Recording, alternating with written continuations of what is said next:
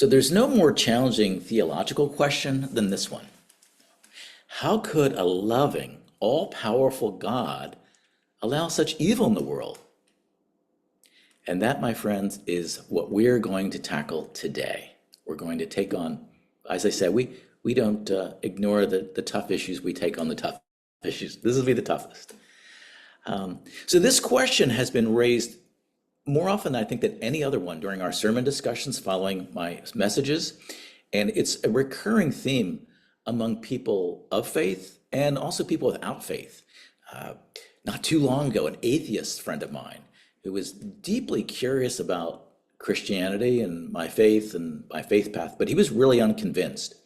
And at the end of the discussion, he just said, look, you say God is love, but when I see an abused child, painful deaths, wars, or even the Holocaust, I can't square that. If your God allows such horrors, I don't want any part of him. And then it's not just people who are outside the faith, people within the faith.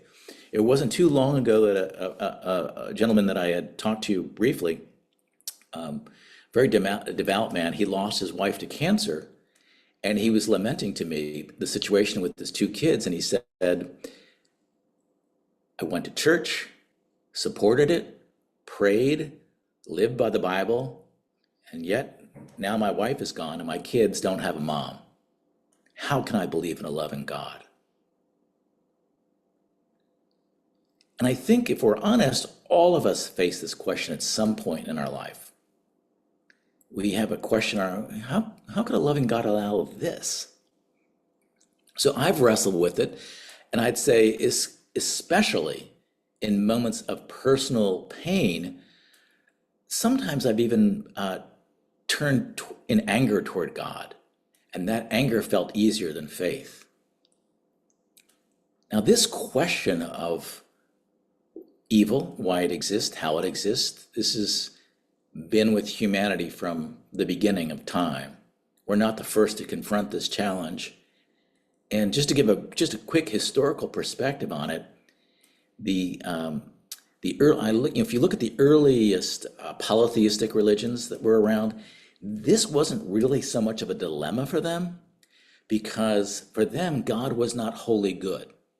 So evil could be seen as a result of God just being angry or capricious, or just the gods were fighting amongst each other. So it wasn't that big of an issue.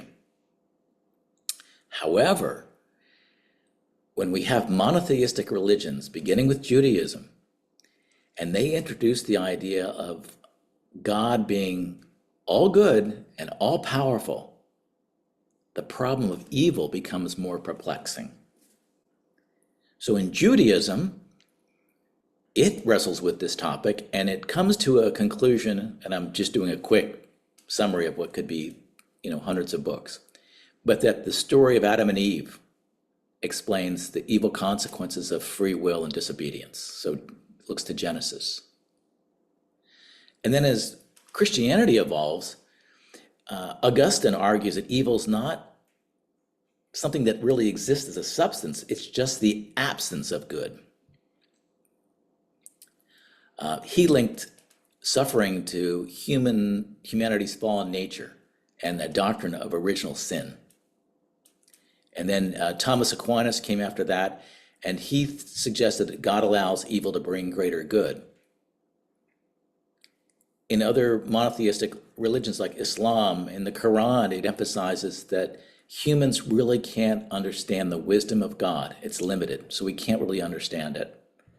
And that suffering is seen as a test of faith and an opportunity for growth. And in 1710, Leibniz coins this phrase that's used to describe this challenge of how can a loving God allow for evil, called Theodicy. And he argued that God created the best of all worlds where evil exists to enable greater goods, such as free will and moral development. So when we look at those thinkers that have come before us, and you organize their explanations, they would basically say evil exists for purposes of freedom, growth, and that we can't really fully understand it. Swedenborg's perspective on evil builds on those in many ways similar, but there's a few distinctions. One is he rejects the idea that there's original sin, that we're all being punished for Adam's mistake. And instead, he says that Adam is just an epoch, an era, not an individual. But it does tell the story of how humanity turned from just love to evil. He argues that God allows evil for the sake of human freedom and spiritual growth. But he takes it further. He suggests that evil itself serves a purpose in creation. Now, this idea that evil can serve a purpose, maybe even a good purpose, which I put into my title, is very provocative. It's very controversial. And I don't usually get a lot of emails about my sermon titles, but I did this week, and mainly from pastors who pushed back on my title. So you can see this is a topic people really think about. And the whole idea that evil could serve any good in the world makes it even more challenging. And so I'm going to make a case and see what you think of some of the reasons that I find that evil can serve a good purpose in our world, and see what you think about that. And then I'm going to just briefly give an example of a really tough issue and how I thought about that one, a case of evil. So I've come up with 5 ways of looking at it. And the first one is that I do believe evil enables freedom. And that's really the first purpose of evil. Paradoxically, evil gives us the choice to love truly. So here's the logic. For true love to exist in the world, freedom has to exist. And for true freedom to exist, there's got to be a choice. So if I say to you, you are able to choose any worship service on Sunday to go to, but it has to be my service, that's not freedom. That's not a choice. We see many countries in the world, unfortunately, that call themselves democracies, but there's only one name on the ballot. That's the illusion of freedom. Freedom includes the ability to choose, and that's where evil comes in. It must exist to provide a choice between good and evil. We can't say we love God if we have no choice but to love God. We can't say we love others if we have no choice but to love others. Allowing a choice means we need the ability to choose something other than love, and that's where evil comes in. And it turns out we choose it on a daily basis, and we're constantly tempted by it. Now, if you think about your great moral heroes that you look up to and you think are courageous, most of them have a story where they were courageous in choosing good over evil, even when choosing evil would have made their lives easier. I think of King or Gandhi or Bonhoeffer or Jesus, and I remember they had a choice to cave into evil, but they chose good and often suffered greatly, often through death, but they chose good. That choice is critical. So the ultimate challenge in our lives is to choose to do what's good, no matter what the cost. That's our challenge. And that's the first positive role evil can play, giving us freedom. Okay, so what's the second one? I think evil provides a contrast so that we even know what good is. We can only understand and value what good is by experiencing both good and evil. We can't appreciate light without experiencing the darkness. Now, in the pop song that I chose today to play at the beginning, the singer, Neil Horman, profoundly reflects on this idea when he asks in the refrain, if everything was easy and nothing ever broke, if everything was simple, how would we know? Now, who knew that the answer to the theological question of evil would be answered in a pop star's top 40 song, who I understand he is someone who broke out of the group One Direction. So if you really want to know theology, you have to start listening to pop radio because that's where the answers are. But he nails it in that song. I hope you'll get a chance to listen to it again.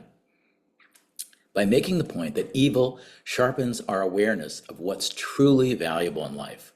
Now, if you think about the moments in your own life where you experienced hardship is also a time very likely that deepened your gratitude for what is good. So evil is a backdrop that allows us to see the brilliance of love and joy. Okay? So that's 2. 3, I believe evil can also illuminate God's providence and reconnect us to God. For me, evil reminds me that God can bring good out of any situation. So God does allow evil into the world, but also reminds us that we're always anchored to God's love. I always like that quote from Romans that says, "And we know that in all things God works for those who love him." I believe that. So even in those dark moments, I think to myself, okay, how is divine providence working right now? This seems dark for me. This seems like a bad time. This seems like a tragedy. What good can come out of it? And I try to take a different perspective. God actively works to bring good out of every situation. Now, this is not a dramatic example of evil, but it's one that's relevant to our little church community that happened a few weeks ago. But a few weeks ago, we found a new house that we thought we would want to get into, but we hadn't vacated the previous building yet, so we didn't have the resources. And long story short is, we hustled, we were excited, and the deal fell through. And at the time, I was disappointed. Again, this is not the worst case of evil, but it's just a disappointment. And our national vice president, Kurt Feckety, said to me, "I'm sure this just means that this wasn't the right one. A better one is coming." And what I liked about that was it was a way of looking at providence. God is working in this. Don't get caught up in what looks like a crisis. So I agreed with him, sort of, but I was disappointed too. But this last week, when we found our new home, it became so clear to me, in retrospect, God had a plan, and what looked like failure was actually God steering us. And I see this again and again in my life, that my plans are not God's plans, and that what looks like a crisis, good can come out of. I also see in bad, tragic times that really good people shine. I'm sure you've seen this too. Now, this week, we're all praying and concerned for the people in the Los Angeles fire. But if you're following it, you're also hearing what we hear in every crisis, that certain people are going right into it. Certain people are looking for ways to help. I think all of us at some point have thought, what can we do? If you're like me, you've been reaching out to your friends there. What can we do to help? So it also brings forth goodness, people pulling together. I'm reminded a few months back, if you remember, Sherry and Scott had the hurricane hit them in North Carolina. And Sherry shared with me this beautiful photograph of all the people in the neighborhood having a fire pit outside, and they were cooking all the meat and everything that was going to go bad. And they had this incredible feast together.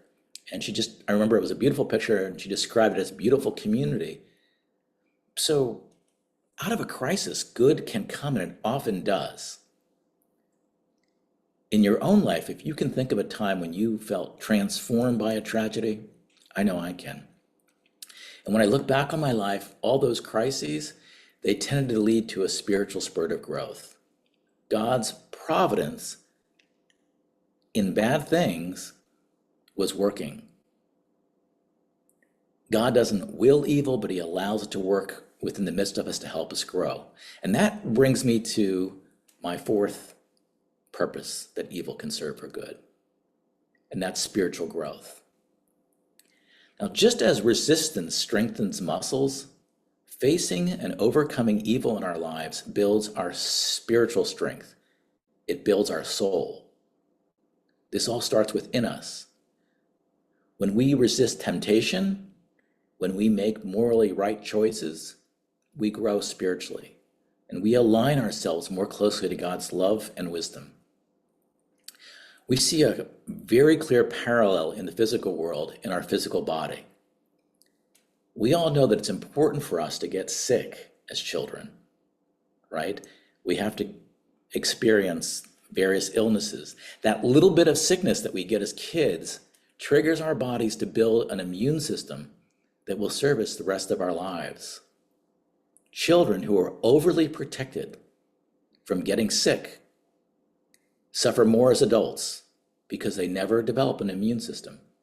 And our souls work the same way. Facing and overcoming evils becomes our way to build our spiritual immune system. It reminds me of the story of the Buddha, which you may know. He was raised by royal parents that wanted to protect him from evil.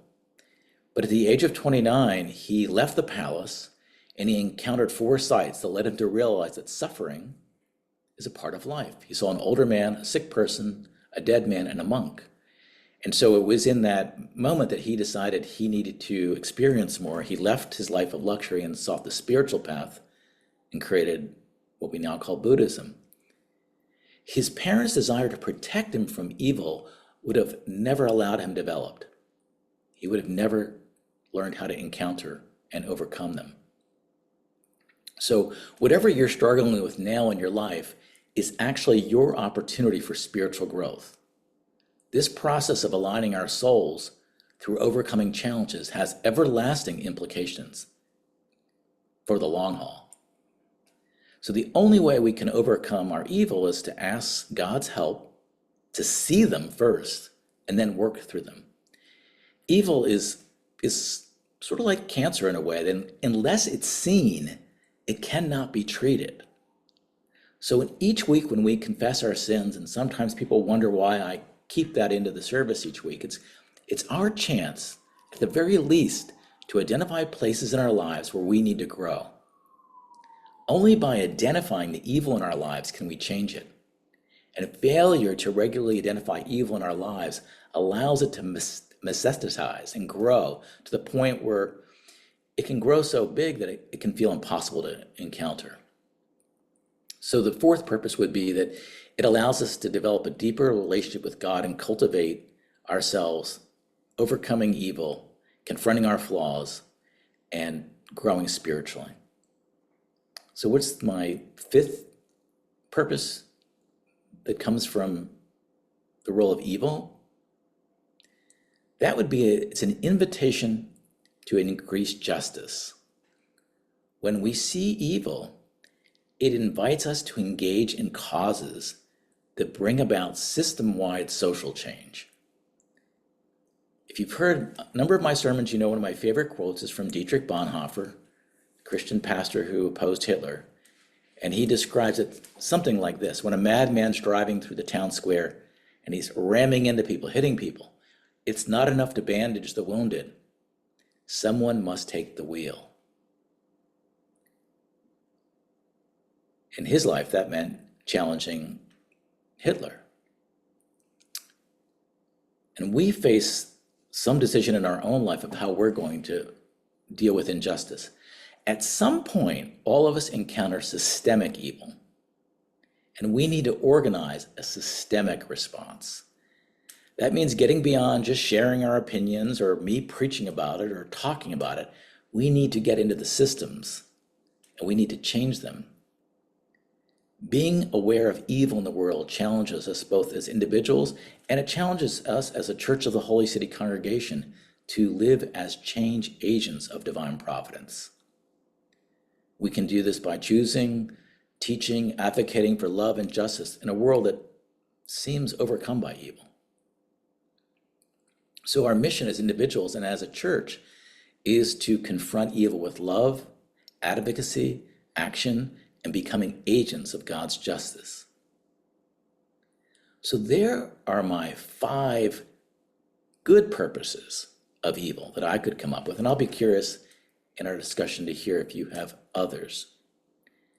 But to take this to another step further, I'm going to answer a question that is the one question that really drives me crazy the most about evil, and that is a tough issue, child abuse. So how does this is all interesting theology and so forth, interesting for how we grow, but what about children? That one's always frustrated me. If you're like me, when you hear about the horrible things that are often done to children, it's like, now how could that be allowed? I think this is really the toughest one.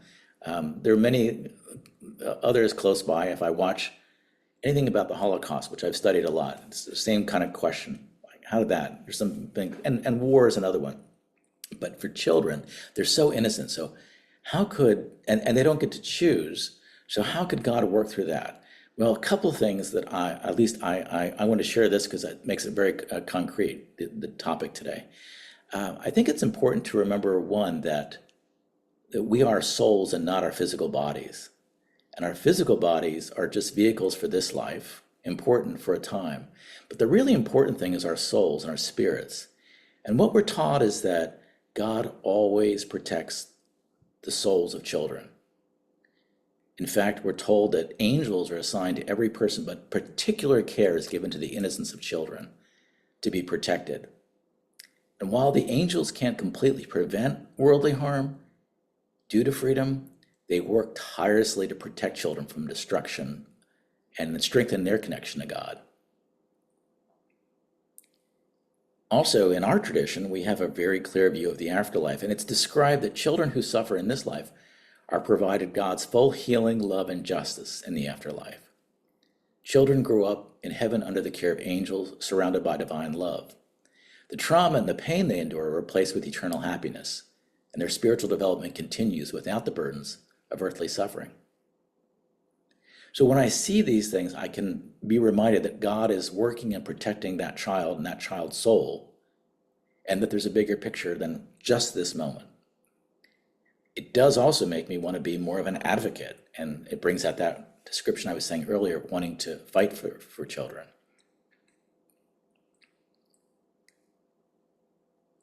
It's also a reminder to those of us who are born in loving homes that we have gifts, but by the grace of God, we are born in a situation, and it requires us to step up and play a role for more justice, particularly for children, and particularly children who are abused. So that's a horrible example, but I just want to share it because it's one where the sort of rubber meets the road. It's a very tough issue. There's little free will for children.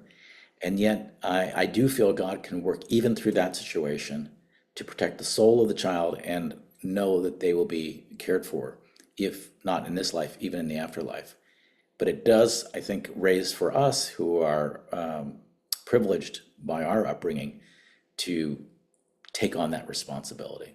So I want to share that one topic because it's the one I wrestle with the most.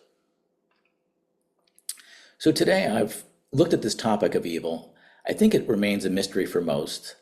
And I think the intellectual arguments alone are not always satisfactory, particularly in the moment. So you might ask, what do I say to an atheist who says, he doubts there could be a God because of the evil, as I shared at the beginning? And what they have told me is they're intrigued not by any argument that I make, but they're looking at the life that I live. And they're looking at the life that Christians live. And that's intriguing if they're doing good. And sometimes it's not intriguing if they're doing bad. But in other words, intellectual arguments don't usually win the day, and I don't engage them very often. I think also for the parent who was the husband who lost his wife, very often I'll tell people, if you're mad at God, be mad at God. Be authentic in how you're feeling. God can certainly understand it and handle it. But I don't tell people, everything's going to work out, everything's fine, this is just providence. I don't use intellectual arguments, and I don't think they're appropriate. But I do think it's important how they're rational. In my own life and in my own despair, what has really made me a Christian, which really developed my spiritual life, is the overwhelming presence of God's love in bad situations that I've had. So it's the experience, not the intellectual. This love has sustained me, and it reminds me that God is with me even in my darkest times. And I can look back on that, and it helps me. So I remind all of you today that God loves you, and God is always with you. And that's not an intellectual lesson that I'm leaving with you. It's the experience, an experience that defies explanation, but you'll know it when you experience it. So evil may test you, test us, but it can also deepen our faith, sharpen our moral vision, and draw us closer to the divine. And that would be the ultimate good purpose of evil. Amen.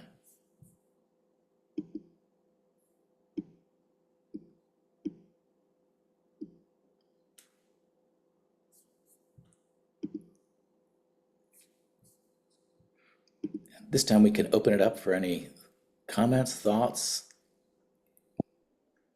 Natalia? Good evening, everyone. And thank you, Rich, for your sermon. It's really deep and thoughtful and great. And I have one question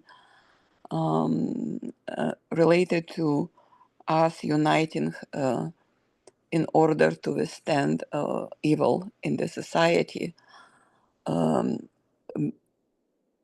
agree with you, however, what we see from Jesus' times, he didn't call people to unite against evil of Roman occupation of Israel.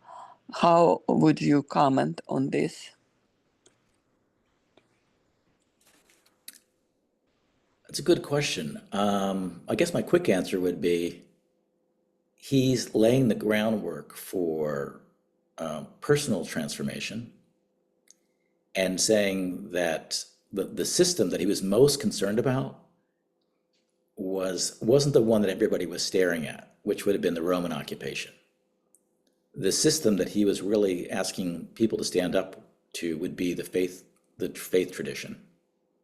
And he would often start a phrase by saying, "You've heard it said this, but I say."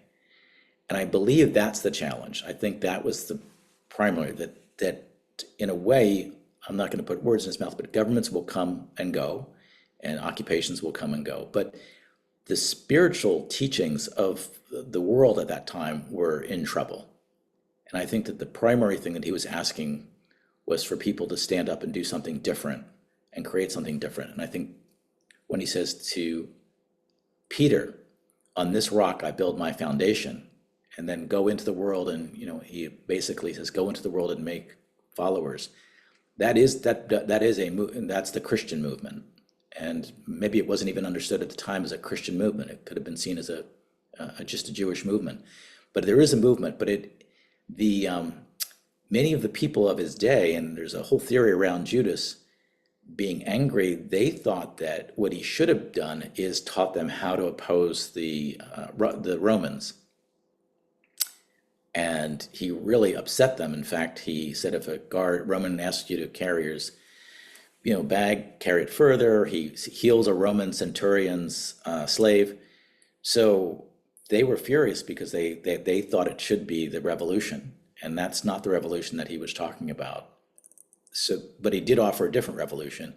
You could say it was revolution of the heart, a phrase I like, that would be transformative of the world and much greater and long lasting than a battle with the Roman Empire. So that would be my take on it. I don't know if that's helpful. Thank you. Yes. Let me just comment on that real quickly, directly on what you said.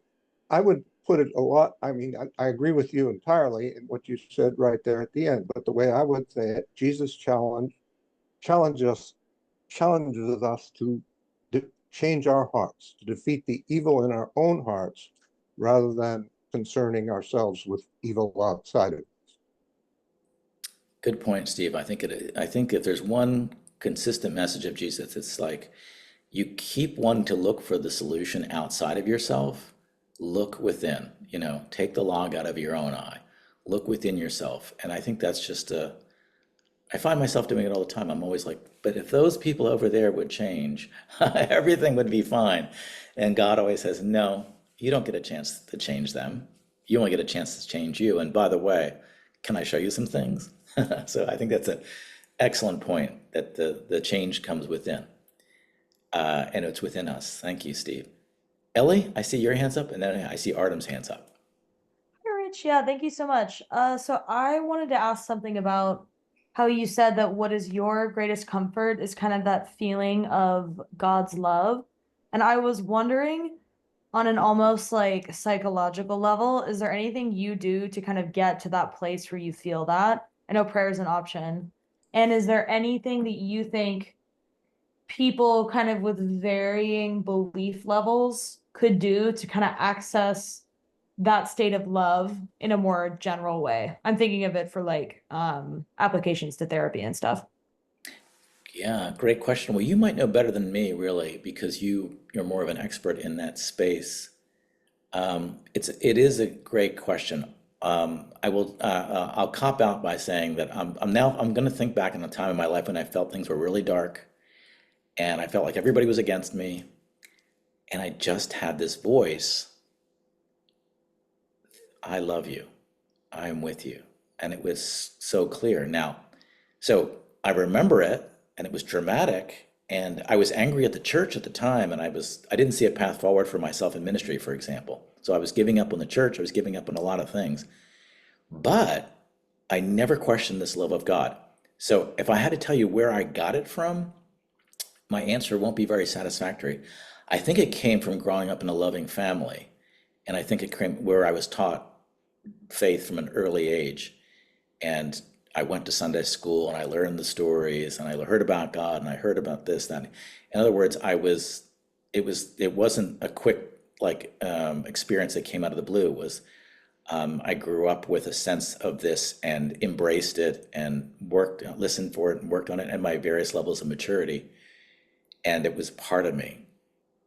And it's mystical. I can't say, well, here were the three things I did, or this is the book I read, or here's the retreat that I did, or here's the prayer that I said. I don't think so. I think it was, I often say, I believe because I've experienced, not because I understand. It's not an intellectual exercise. So I think that's one of the challenges in our culture right now is that we're really into our heads right now and everything's, and I've made an argument, I made an intellectual argument today, but I'm also concluded by saying that you have to experience it. So when people do come to me, Ellie, and they ask for that, a lot of times I just say to them, if you want to try this, just try praying and call it whatever you want. Call it meditation, call it mindfulness, but invoke the angels, invoke God's presence, invoke something and be open to it. And just give it a shot. And over a period of time, just almost like a scientific test, just to do this, try this. And that is the only way I know right now, but maybe you have a better way. But that doesn't completely answer your question, I think, but that's the best I can do. What do you think of that, Ellie? Yeah, no, that's super helpful. It's just an idea I've been super interested in general, so it's been very cool to hear your experience with it. So thanks, Rich. Thanks, Ellie. I think it raises a good question because now, because like we've talked, you said Matthias is on the road today, but it's kind of interesting. He'd be a good person to answer this because he wasn't raised in anything, and I'm encountering more people that are raised with nothing, and yet he's on this spirit. So I'd be curious, like, that's a different generation than me, and how do they come to this conclusion? And he got baptized and joined the church. So it's kind of interesting because I think it's a great question because the next generation is not going to be raised in anything. And so my answer is not going to be that helpful. So let's keep thinking about this, Ellie, and you can bring this to psychology. Artem, you have your hand up.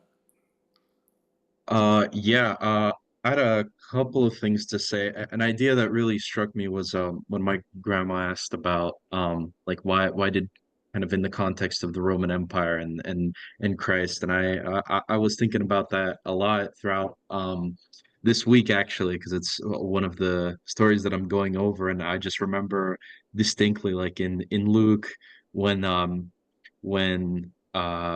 Peter cuts off the ear uh of one of the pre-high priests, I believe it was, and Christ came up and healed his ear, and he basically told Peter, That's not the sword that I'm talking about when I said to always keep your sword on you." Like throughout, I guess, Jesus's life, people would refer to him as king, but they did like Christ is not a king of like the physical kingdom, right? So it really is the spiritual kingdom so that he brought with him. And that was just kind of a interesting point that I thought would be really interesting to flush out. But in regards to evil, I guess um I had a couple of, I don't know if you'd call it questions, but I guess comments, and I want to hear what you maybe think about this. So, you said at the start that I guess for good to exist, choice mu must exist, or something similar. So kind of like evil must exist so that we may be able to choose God and choose the good. Um, I guess it's interesting.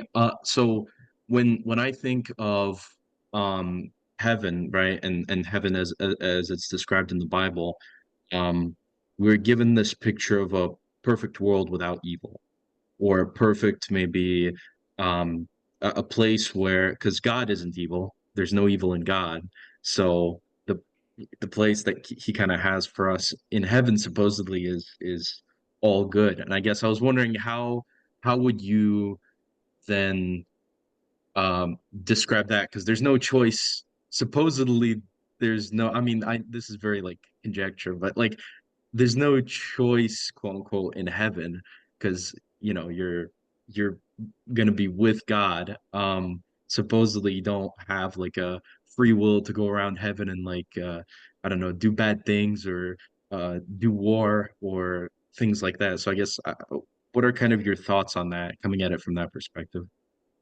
Yeah, so it would be sort of like what happens in the afterlife with these choices and good and evil, how it plays out. Well, sort of, right? Because I mean, God is supposed to be all good, and God obviously, if God can't do evil himself, and if only humans can do evil, and we are somehow um supposed to be then uh I guess removed from that choice of Yeah, choosing good rather than evil. So I guess I was just wondering if you had any thoughts on that. I do have some quick thoughts on it, which is a really interesting way that Swedenborg describes the entry into the next life. Rather than it being a punishment or a reward for a good life, he basically says that our free will is so powerful that we get to choose what community we'll live with forever. And that community that we choose is based on what our greatest love is, based on our life on earth. So if we love, let's just say we love domination and control and conquering and, you know, we're a dictator. That's what we love. And we love to, that we, by the grace of God, will be able to live in eternity in that community. And we'll be in a community of people like ourselves. And that is the definition of hell. Mm, But that hell is a choice. mm, And it's something that we choose here. And so there are, according to this tradition, there are people living in very dark communities, hellish communities in the other world, and that they're actually restrained by angels from going too far in their experiences. But it's pretty. When he has a book called Heaven and Hell. What some of the, you can just like look at some of the chapters, but when he describes hell, it looks like a pretty horrible place. But it's a choice, and that people there are not necessarily unhappy because they're doing what they love the most on earth. They're in that community forever. But it is separated, not completely separated from the love of God, and God is still in control of hell. So that would be that. And then what's interesting on the other side of heaven, and you raised a good question, I don't completely know the answer to, and I'll look it up, but that would be that my understanding is that when you transition to the heavenly realm, that's the community you're going to, that the temptations that we face on this sphere they're taken away. We don't have the same constant like battle for good or evil. We're kind of in a community, but that people in the heavenly sphere do evolve spiritually into different levels of heaven. Like, so there's growth that takes place in that next sphere, and that you kind of love learning and you love growing, and that's what eternity is, very interesting and exciting.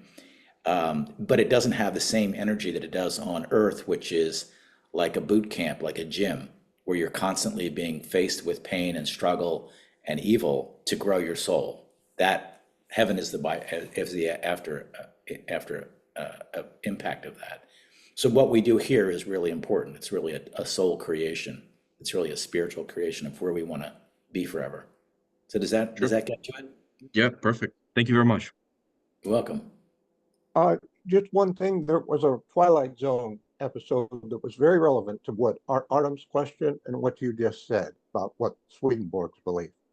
A, uh, a, a mobster died, and he got taken up to heaven, and everything worked for him in heaven. He would play pool, and he'd break, and all the balls would go in the pockets, or he'd play poker, and he'd win every hand. And there was all these fantastic things. Whatever happened, it always worked out. And soon he got bored, and he asked the angel in charge there, "Can I go to the other place?" And the angel says, "You mean heaven? No, you have to stay here." So it could be also relevant to the whole idea of why there's evil. Without evil, there can't be heaven. Oh, I love that story, and I love getting my theology from the Twilight Zone. I don't know if younger people will know what it is, but there's another episode of the Twilight Zone to make it the Talmud of theology, where a guy is in the next life. He's a businessman, and he's in front of three mirrors of himself, and all he does for eternity then, when he dies, is tell everybody how great he is, and after a while, it's just torturous. He's just looking at three mirrors, and he's just saying how great he is over and over and over. And then same thing. So whoever was working the Twilight Zone in the 1960s was clearly dealing with some deep philosophy and theology. Because I'd love to find that one that you described. Because Steve, that also makes another point, which is if you flip and you got the world that you wanted, where there's no evil, and everything just goes your way, that's exhausting and boring and not very interesting life. I mean, there's no challenge. So thank you for sharing the theology of the Twilight Zone.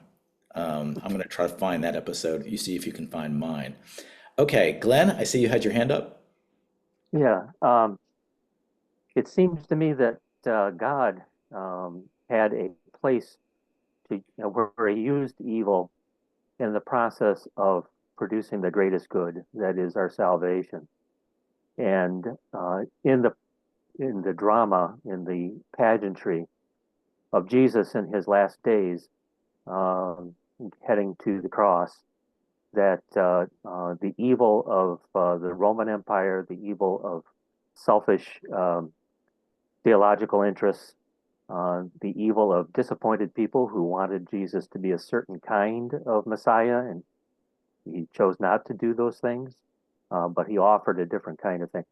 God used all of those forces of evil to eventually raise Jesus up on the cross, and he became the source of our salvation.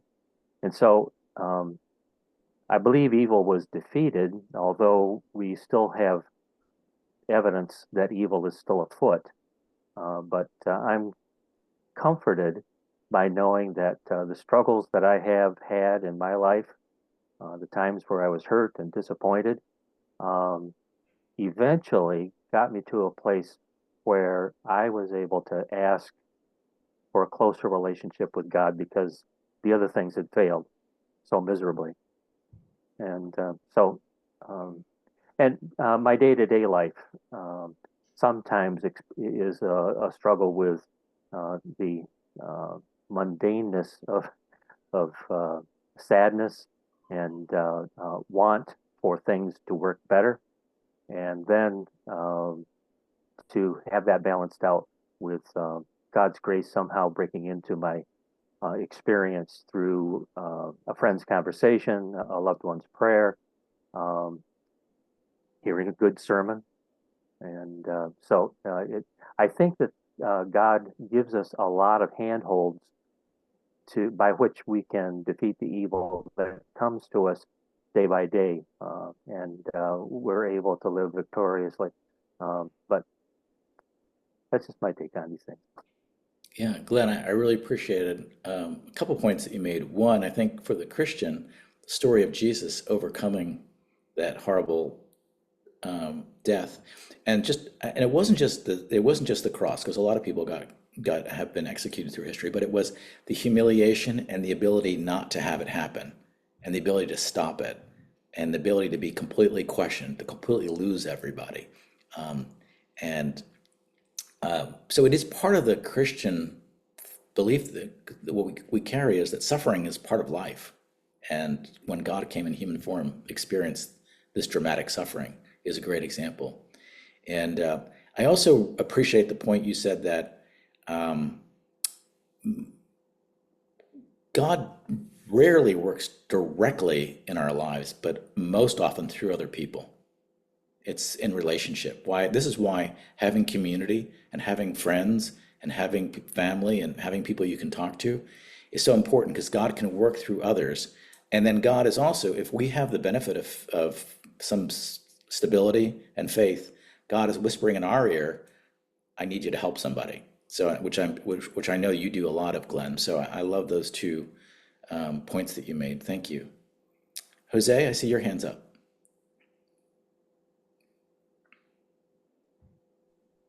Yeah, first, I really love the sermon. I wonder if it's partially that and you alluded to this, I wonder if it's partially that we kind of misconceive the question when we ask, why does a loving God allow evil?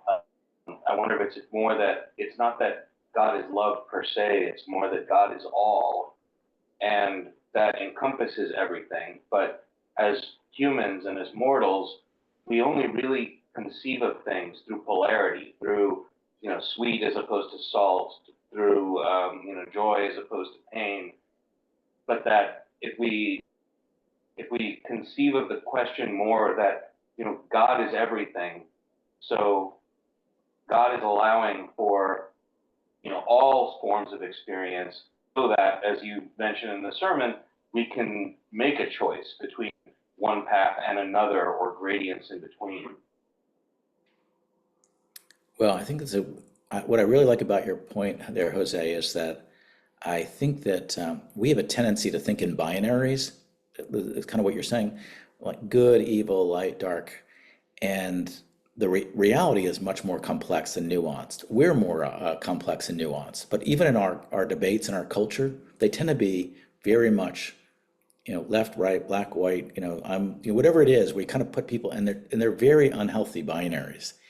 And I think putting God in the binary, I think, is a really good point. It's much more complex and all encompassing.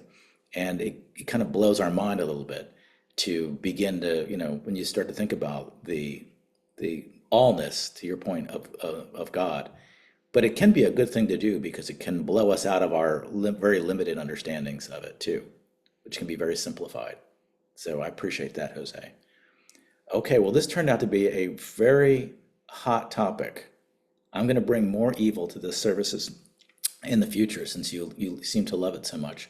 But no, I remember you had asked for this topic, so we did it, and I appreciate the discussion. And we're going to end our discussion now, and we're going to move to our prayer time.